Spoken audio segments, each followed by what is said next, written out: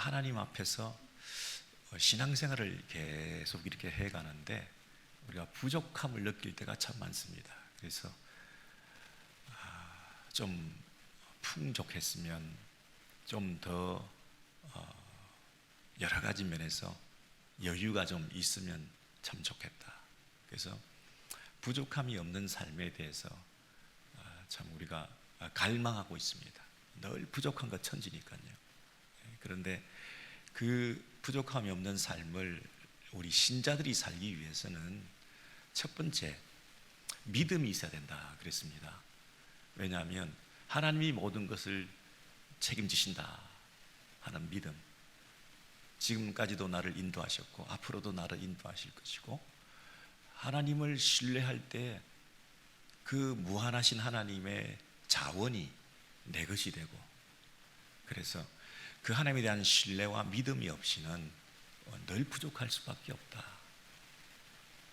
튼튼한 다리가 있어서 그 다리를 건널 수 있다 하는 그 다리에 대한 믿음이 있어야지, 내가 자기 확신을 가지고 나를 믿어 가지고는 안 된다 하는 면에서 두 번째로는 자기 부인이다 하는 것이 동시에 있는 겁니다. 그래서 나를 자꾸 신뢰하고 나를 믿으면 그만큼 하나님에 대한 믿음이라고 하는 것이 줄어드는 거 아니겠습니까? 그래서 부족함이 없는 삶을 사는 비결은 두 가지인데, 첫 번째는 믿음이고, 그리고 두 번째는 자기를 부인하는 것이다. 그렇게 제가 말씀을 드려왔죠. 자기를 부인한다 하는 것이 때로는 좀 오해를 빚습니다. 어떻게 하면 자기를 부인할 수 있을까? 이게 큰 숙제 아닙니까? 그래서 자기 부인에 대한 바른 이해를 바탕으로 해서 자기 부인의 그 실천을 우리가 해야 되는데, 때로는 자기 부인을 오해할 때가 있습니다. 그래서 여러분, 어떤 분들은 자기를 부인해라 그러니까 자기가 제거되고 죽고 없어지는 것으로 착각할 때가 있습니다. 자기 존재의 부정이라고 생각할 때가 있습니다. 자기를 부인한다 하는 얘기는 자기가 없어지는 게 아닙니다. 자기의 죽음이 아니라 자기에 대하여 죽는 것입니다. 여러분, 영어로 표현하자면 death of self, 자신의 죽음이 아니고 death to self입니다. 자기에 대하여 죽는 것이다. 방향성입니다. 자기의 죽음은 내 존재가 제거되는 겁니다. 내가 죽어야 된다 하는 그런 말을 많이 쓰잖아요. 그건 나를 무가치하게 여겨라 이런 뜻이 아닙니다. 나를 무가치하게 여기고 나는 아무것도 아니고 내 존재는 부정되고 그렇게 자기 부인을 한다고 착각을 하셔서는 안 됩니다. 왜냐하면 하나님께서 우리를 얼마나 가치 있게 여기셨으면 자기 아들을 보내셨겠습니까? 예수께서 죽으시기까지 하시면서 우리를 사랑했다고 생각할 때 나를 아무렇게나 무가치하게 여기서는 안 되는 거잖아요. 나를 너무나 귀중하게 여기신 하나님이 우리를 향하신 그 사랑을 생각할 때라도 추호라도 그런 생각을 해서는 안 되는 거죠. 나는 가치가 있는 존재입니다. 내 존재가 부정되고 나를 무가치하게 여기고 나는 그저 아무렇게나 없어지고 하는 그런 자기 부인이 아니라는 거죠. 어떤 이 목사님께서 장의사를 하시는데 본인은 목회가 이 장의사를 이용하시는 분들이 오셔서 장례 예배를 드리고 또 공동묘지에 묻히고 하는 그런 분들을 다 자기 교인이라고 생각을 한대요. 그래서 이 장의사를 통해서 공동묘지가 자기 교회라는 거예요. 그러면서 우리 교인들은 아무 말이 없습니다. 우리 교회는 너무나 평온합니다. 그러면서 이 아무 말이 없는 것이 자기 부인 그리고 좋은 성도라고 생각하기 쉬운데, 만약에 은혜의 기쁨 순장님이 순사역을 하는데 자기를 부인해야 됩니다. 그래서 모두가 우리는 다 죽었습니다. 우리는 아무 말도 안 합니다. 침묵하고 있고 나는 아무것도 아니고, 그런 상태가 이 자기 부인을 잘하는 은혜 기쁨순이다 이렇게 말할 수 없는 거잖아요. 내가 죽는다 하는 얘기의 그 의미는 이 방향성 문제라. 다시 말씀드리지만, 나에 대해서 죽고 새로운 방향성을 가지고 하나님에 대해서 살고 하는 그런 뜻입니다. 우리가 어떤 길을 가다가 가던 길을 돌이켜서 그 자리에 멈추고 서 있는 것으로 내 길을 돌이켰다 이렇게 말할 수 없는 거잖아요. 우리가 쭉 가던 길을 계속 가다가 그 자리에서 서 있는 것 이상으로 되돌아서 다른 길로 가는 것, 이게 새로운 방향성을 가지는 거죠. 우리가 죄에 대해서 죽고 의에 대해서 살고 이런 말을 쓰죠. 우리가 육체대로 살지 않고 성령으로 살고 그렇게 말하죠. 우리가 세상에 대해서, 죄에 대해서, 자신에 대해서 죽고 하나님에 대해서, 그리고 하나님 나라에 대해서, 그리고 새로운 생명에 대해서 우리가 살아있고 그렇게 얘기를 하죠. 우리 옛사람은 죽고 하나님의 성품은 덧입고 그렇게 말하죠. 이게 우리가 만약에 그냥 내 존재 부정으로 자기를 부인하는 것으로 끝나면, 예수께서 우리를 위해서 십자가에 죽으신 것, 그게 너무 예수와 함께 죽은 것으로 끝나버리면 예수님의 죽음이 너무 허무하잖아요. 왜 죽으셨을까요? 우리를 새로운 삶을 살도록 하기 위해서 죽으신 거지, 그냥 죽기만 하기 위해서 죽으신 게 아니잖아요. 여러분, 자기를 부인하고, 이게 성경구절 마태복음 16장에 있죠. 마태복음 16장 24절을 같이 한번 읽으시겠습니다. 시작. 이에 예수께서 제자들에게 이르시되 누구든지 나를 따라오려거든 자기를 부인하고 자기를 십자가지를 지고 나를 따를 것이니라 그랬습니다. 여러분, 자기를 부인하고 예수를 따르고 오늘 은혜 기쁨순에서 새로운 헌신을 해야 되는데, 어디에다가 헌신을 해야 되냐? 예수를 따르기로 했다.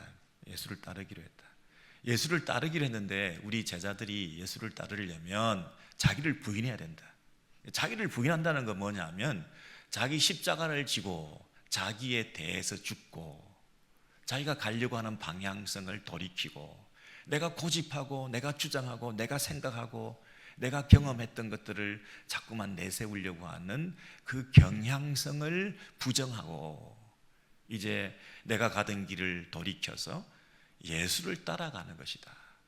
예수를 따라가는 것이다. 새로운, 내가 가던 길을 계속 가지 않고 자기를 부정하고 자기를 부인하고 자기에 대해서 죽고 자기의 성향을 죽이고 내 안에 있는 죄의 본성을 억누르면서 새로운 방향성, 새로운 성향, 새로 덧입게 된 하나님이 나에게 주시는 그 어떤 생명력을 가지고 내 육체의 힘으로가 아니라 내 안에 있는 성령의 능력으로 새롭게 살게 되는 새로운 길을 걷게 되었다, 이 얘기 아닙니까? 여러분, 이것을 더 잘 드러내주는 성경구절을 여러분 너무 잘 아시는 갈라디아서 2장 20절부터 22절 쭉 그 성경을 다 외우셔야 되는데요, 그죠? 갈라디아서 2장 20절부터 한번 보시겠습니다. 시작. 내가 그리스도와 함께 십자가에 못 박혔나니, 십자가에 우리가 못 박혔습니다. 그런즉 이제는 내가 사는 것이 아니요. 여러분, 이 죽으면 안 됩니다. 사셔야 됩니다. 근데 내가 사는데, 그 사는 것은 내가 살아서 내 경향성을 가지고 내 생각대로 살아가는 그 옛 본성은 다 내려놓고, 오직 이제는 어떻게 사느냐면 내 안에 그리스도께서 사신 것이라. 내가 죽는 것이 아니고 살아야 됩니다. 근데 새로운 방향성을 가지고 살아가는 인생의 새로운 목표가 있는데 그게 뭐냐면 내 안에 그리스도가 살아가시는 방식으로 내가 산다는 것입니다. 그래서 내가 여전히 육체 가운데 살고 있는데 육체는 중립적인 겁니다. 그런데 이 육체 가운데 살아가는 것은 시작, 나를 사랑하사 나를 위하여 자기 자신을 버리신 하나님의 아들을 믿는 믿음 안에서 사는 것이라. 여러분 여기 보세요. 믿음 그랬죠. 우리가 사는 것은 믿음으로 사는 건데 그 믿음은 누구를 믿느냐 하면 나를 위해서 자신을 버리신 하나님의 아들을 믿는 거다. 그리고 그 하나님의 아들을 보내신 하나님을 신뢰하는 거다. 하나님을 믿고 하나님의 아들을 믿는 그 믿음을 통해서 하나님이 내 인생을 책임지고 계신다. 하나님께서 내 인생을 책임지신다고 하는 그 사실이 내가 부족함을 없게 만드는 거죠. 믿음과 자기 부인은 이렇게 연결이 되어 있네요. 믿음으로 사는 거다. 누구를 믿어요? 하나님의 아들을 믿는다. 근데 하나님 아들은 나를 위해서 자기를 버리셨대요. 얼마나 나를 가치 있게 여기셨으면 하나님의 아들이 오시고 나를 위해서 죽으시기까지 하시겠어요. 그래서 내 존재를 다해서 그분을 위해서 내가 살아야 된다 하는 새로운 방향성을 가지게 됐죠. 그동안은 자기를 위해서 살았습니다. 그런데 이제는 하나님을 위해서 살겠다. 하나님이 당신의 아들을 보내셔서 나를 죽이시고 다시 살리신 새로운 생명으로 내가 살겠다. 그래서 이제는 내가 사는 것은, 내가 육체 가운데 사는 것은 내 옛 성품대로, 내 주장대로, 내 생각대로 내 가던 길을 계속 가는 그 삶에서 정말 샤프하게 돌이키셔야 돼요. 아주 날카롭게, 레디컬하게 새로운 변화를 혁명적으로 맞으시는 그 새로운 헌신이 없이는 또 흐리멍텅하게 삶의 목표가 나를 위해서 사는 건지, 가족을 위해서 사는 건지, 주를 위해서 사는 건지, 이 분명한 헌신의 어떤 방향성이 설정이 안 되면 그냥 또 제자리에 서 있던가 가던 길을 계속 가던가, 그래 가다가 또 돌이키지도 못하고 주춤거리던가 서성거리던가 이렇게 되는 거죠. 완전히 나는 돌이키겠다, 완전히 방향을 틀겠다, 내 안에 있는 죄성과 본성들을 내가 죽이겠다. 자기에 대하여 죽고, death to self, 나에 대해서 죽고. 여러분 이 훈련이 지속적으로 잘 되기 위해서는 날마다 이 성경 구절들을 자꾸 읽으시면서 확인하셔야 됩니다. 그래서 오늘 본문 고린도 후서 5장 14절과 15절 이 본문을 택했는데요. 이 본문을 한번 여러분 같이 읽으시면서 오늘 은혜 기쁨 순에게 주시는 성경 구절이다, 그리고 우리 모든 성도들에게 일평생 이 말씀을 붙들고 살아야 되겠다, 그런 마음으로 우리 말씀을 받으실 텐데요. 같이 읽으시겠습니다. 그리스도의 사랑이 우리를 강권하시는도다. 우리가 생각하건대 한 사람이 모든 사람을 대신하여 죽었은즉 모든 사람이 죽은 것이라. 여러분, 예수 그리스도가 모든 사람을 위해서 대신해서 죽으셨어요. 그래서 이제는 우리는 어떻게 됐습니까? 죽었어요. 자기에 대하여 죽었다는 겁니다. 그런데 15절입니다. 그가 모든 사람을 대신하여 죽으심은 살아있는 자들로 하여금 다시는 그들 자신을 위하여 살지 않고 오직 그들을 대신하여 죽었다가 다시 살아나신 이를 위하여 살게 하려 함이라. 여러분, 이 목적성이 분명히 있죠. 그분이 왜 죽으셨습니까? 어떤 목적이 있는데, 이제 살아있는 우리가 산다는 것을 새로운 방향성을 가지도록 하기 위해서 그분이 죽으셨다는 거예요.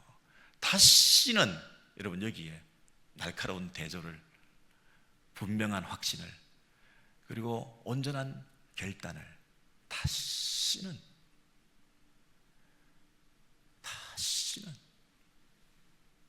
이게 얼마나 이 사도 바울의 심정이 느껴집니까? 얼마나 절절히 성도들에게 요청하고 제발 부탁하고 있는 것입니까? 우리가 성도라면, 교회에 모였다고 한다면, 우리가 예배드리고 하나님을 섬기고 예수님을 따르는 그런 주의 자녀들이라고 한다면, 우리가 어찌 예수님의 그 죽으심의 그 의미와 그 목적성에 대해서 우리가 새로운 방향성을 가지고 다시는 그렇게 하지 않아야 되는, 그리고 인생의 목표를 이제는 좀 흐리멍텅하게 하지 말고 정말 색깔을 분명하게 드러내고 맛을 분명하게 드러내고 하는 자기 정체성을 정말 확인해서, 그 누가 보더라도 야, 저 사람은 누구를 위해서 사는 건가, 왜 사는 건가 하는 것이 선명하게 느껴질 정도로 그렇게 헌신된 사람이구나. 새로운 방향성을 가지고 그 길을 묵묵히 흔들림 없이 돌이키지 않고 계속 가는 그런 모습을 우리가 느낄 수가 있구나. 다시는 그들 자신을 위하여 살지 않고 오직 인생의 목표 한 가지가 있다면, 그들을 대신하여 죽었다가 다시 살아나신 그분을 위해서 내가 사는 것이다. 여러분, 이 고린도서에서 고린도후서 5장 14절 15절에서 하신 이 말씀을 우리가 지금 골든벨을 위해서 준비하고 있는 요한복음 식으로, 요한복음 버전으로 얘기를 하면, 요한복음 10장 10절과 11절에 있는 말씀이에요. 여러분, 요한복음 10장 10절 11절은 이 영생에 관한 말씀을 하지 않습니까? 요한복음 10장에 있는 이 성경 구절이 우리에게 주는 메시지는 뭐냐면, 우리가 생명을 가졌는데, 띄워주실 거죠? 요한복음 10장 10절에서 11절. 이 생명을 얻는 것 정도가 아니라 더 풍성히 얻게 하려는 것이다. 우리가 예수를 믿고 새로운 삶을 산다는 것은 자기에 대해서 죽고 예수를 따르는 삶을 살아갈 때 여기에 부족함이 없는 삶이 있는 거다. 믿음과 자기 부인, 이건 엄청난 우리의 신앙생활의 비결인데, 나를 위해서 죽으신 그 예수를 믿는 믿음 안에서 사는 것이다. 그 예수를 믿는다는 것은 예수를 믿음으로 하나님과 연결이 되고 그 하나님과의 관계 안에서 그 하나님의 부요를 맛보는 것이다. 그 하나님이 주시는 생명을 우리가 힘입는 것이다.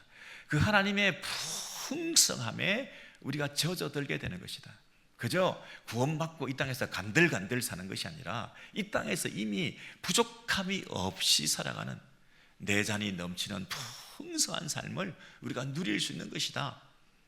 그래서 내가 온 것은, 그죠? 너희를 위해서 내가 죽어야 했던 그 삶의, 예수님의 그 죽음의 목적은 우리로 하여금 풍성한 부족함이 없는 생명을 얻게 할 뿐 아니라 풍성한 삶을 살게 하기 위해서다. 그러면서 11절에 이렇게 얘기하죠.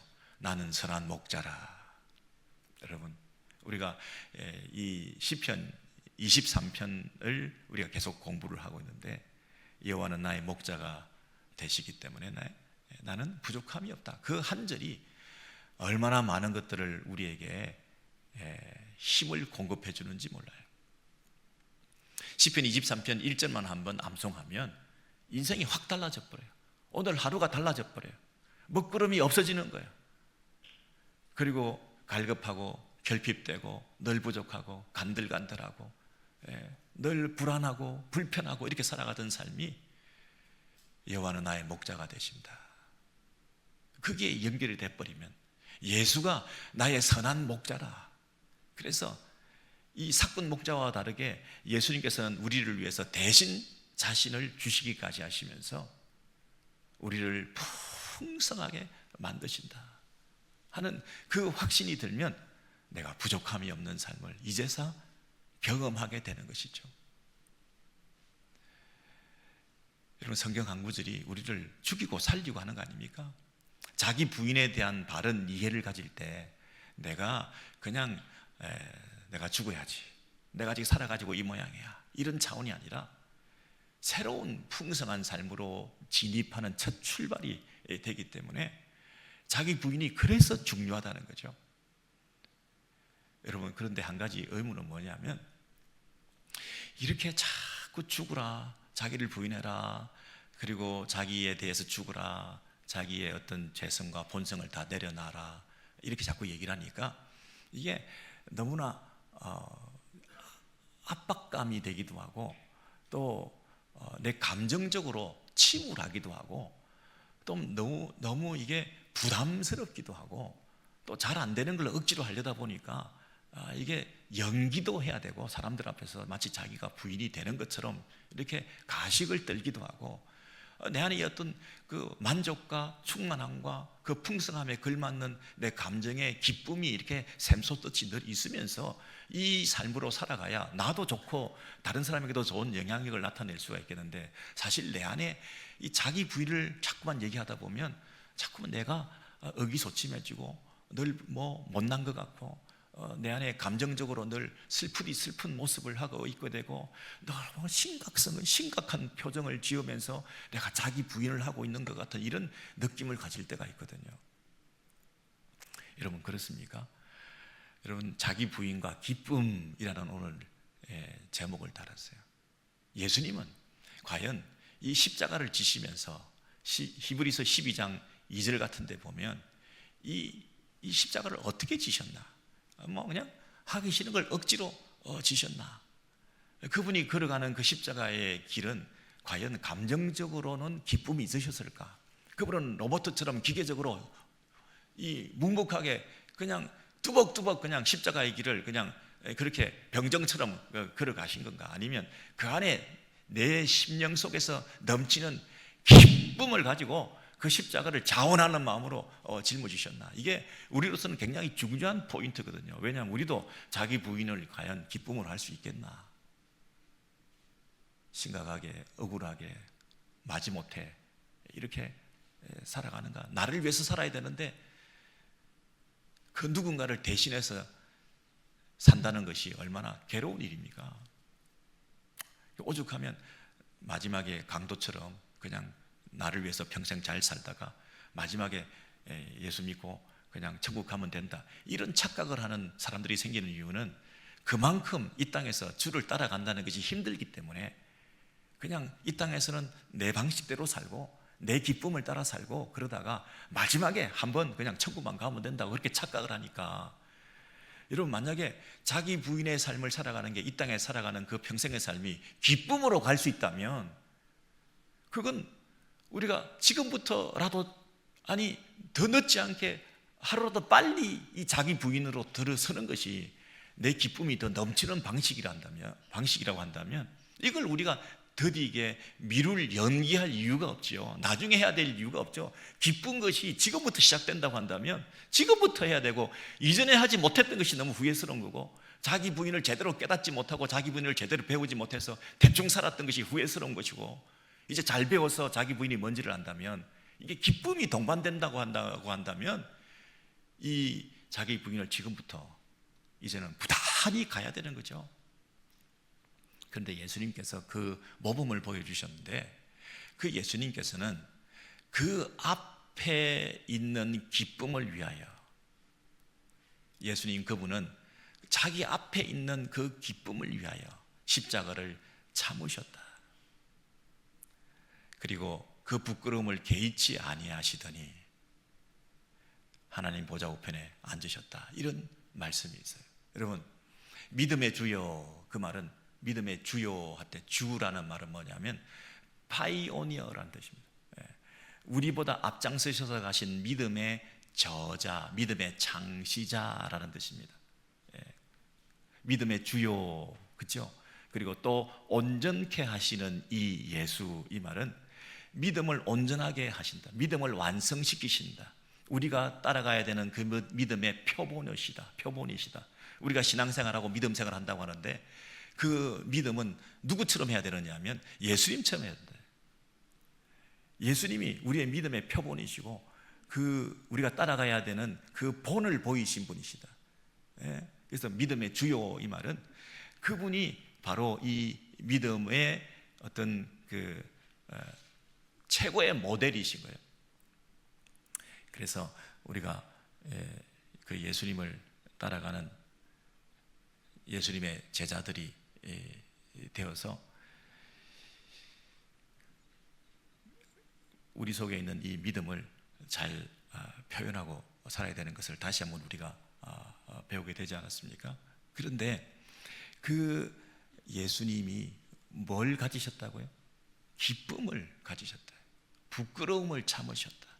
그 앞에 있는 기쁨 때문에 십자가를 감당하셨다. 그러면 여러분, 예수님은 기쁨으로 십자가를 지신 거예요. 예수님은 기쁨으로 자기를 부인하신 거예요. 그냥 아무렇게나 대충 그렇게 십자가를 지신 거예요. 그냥 예수님이 쇼하신 건가요? 기쁨도 없는데 그냥 할 수 없이 십자가를 가신 건가요?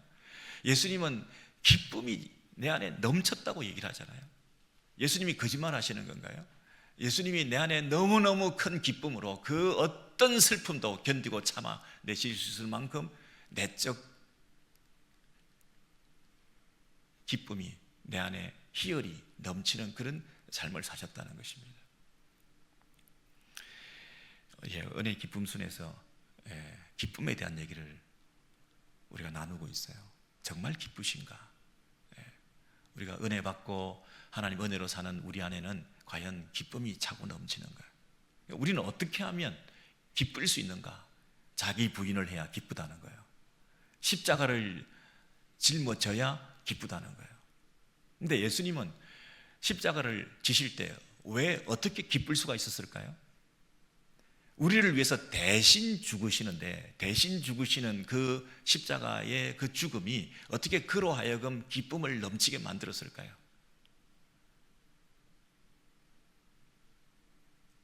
여러분, 만약에 어린아이가 있는데요, 어린아이가 아파요. 아픈데 그 부모가 그 어린아이 자기 자녀들을 생각할 때, 와, 진짜 이 아픈 아이를 위해서 내가 해줄 수 있는 게 아무것도 없다. 내가 대신 아파주면 얼마나 좋을까? 대신 아파주면 얼마나 좋을까? 대신 아파줄 수만 있다면 그게 슬픔일까요? 기쁨일까요? 대신 아파해주고 만약 그 아이가 조금이라도 병이 낫는다면 그게 내게 기쁨일까요? 슬픔일까요? 내가 짐을 지는 걸까요? 내가 부담스러운 걸까요? 내가 억지로 하는 걸까요? 자녀를 위해서, 자녀를 살리기 위해서 장기를 떼주고 이 땅에서 육체적인 생명이 몇 년이라도 더 연장될 수 있게 해준다면 내가 그 아이를 위해서 못 해줄 게 뭐가 있겠어요? 대신해 주는 것이 나로 하여금 큰 기쁨을 준다는 사실을 우리가 알게 되었는데, 그저 이 땅에서 몇 년 더 살게 해주고 병 조금 더 낫게 해주는 것만 해준다 하더라도 나는 너무나 큰 기쁨을 누리겠는데, 만약에 영원한 생명을 주기 위해서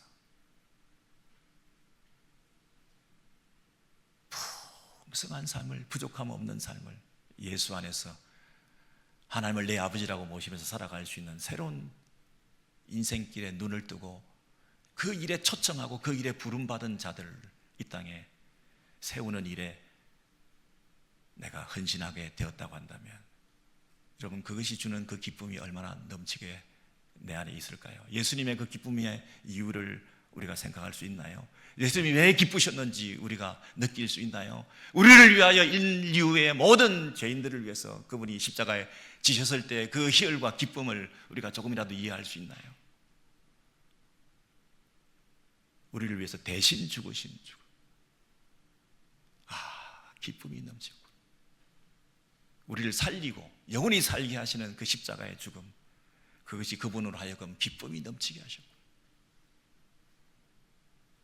여러분은 무엇으로 기뻐하실까요? 누군가를 위해서 대신 뭘 해준다고 하는 것이 부담스러운 일이고 바보짓이고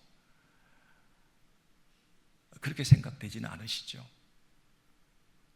은혜 기쁨수는 왜 기뻐하실 수 있으신가요? 어떤 일에 오늘 헌신하실까요? 우리의 신앙생활을 무엇에 헌신하며 기쁨으로 삼으며 살아가야 될까요? 여러분, 다른 사람을 위하여, 그 누군가를 위하여, 그 무엇을 위해서 대신하는 거, 이게 바보짓인가요?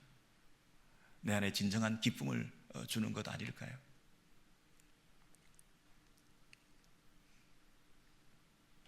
식당에서 누가 밥값을 한번 대신 내줘도 그 공짜 밥을 먹은 사람이 기뻐하나요?